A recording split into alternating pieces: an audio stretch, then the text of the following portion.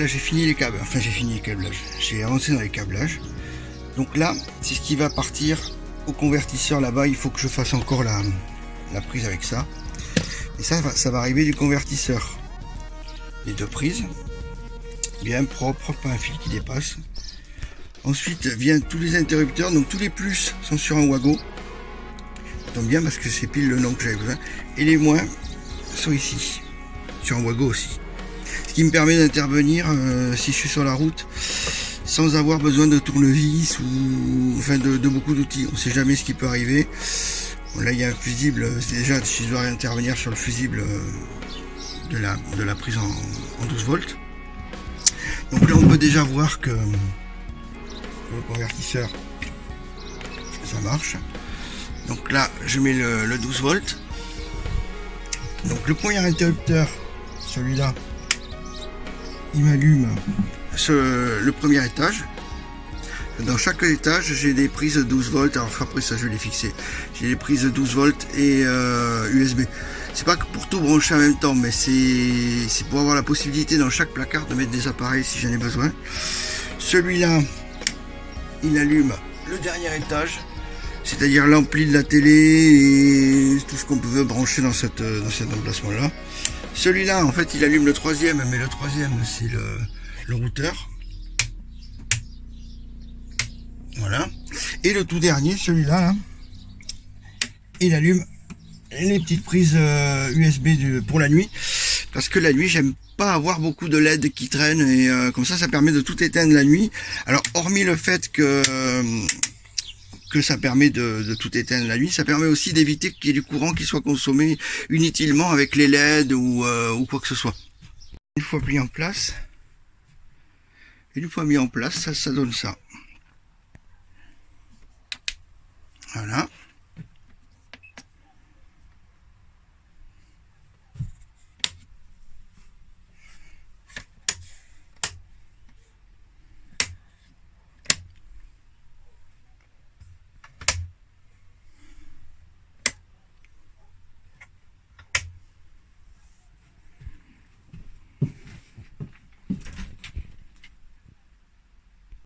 Un petit test du convertisseur. Donc là c'est un sèche-cheveux de 1800 watts, mais je vais pas le mettre à fond, hein. On va le mettre sur warm, qui va pas faire 1600.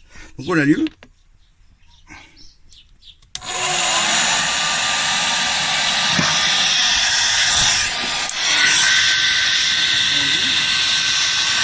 Bon, ça tire dessus, hein.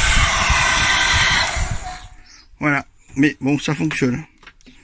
1800 watts. Et le convertisseur, il a pas gueulé alors qu'il est donné pour 1500, 3000. Bon, je l'ai pas fait tirer longtemps non plus, hein, juste pour faire les tests.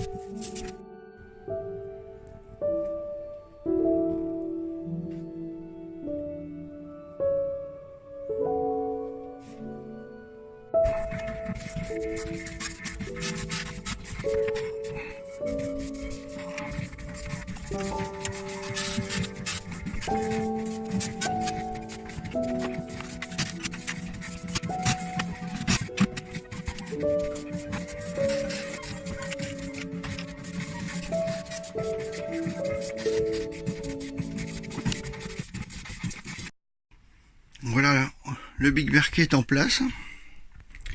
Comme on peut voir, j'ai fait des petites cales imprimées en 3D qui sont... La vis est dans l'épaisseur du bois, donc ça frotte pas en dessous. La planche est tenue par un double face comme pour les moquettes, donc ça va pas glisser, hein. Et là à l'arrière, et donc il est calé au millimètre près. En fait, il peut pas bouger, hein, c'est impossible. Il fallait que je fasse une fixation solide parce que le Big Berkey il fait 8 litres d'eau, 8 kg plus le poids du Big Berkey, ça va faire 10 ou 15 kg. Et il n'y a vraiment pas intérêt que ça bouge quand on roule, hein.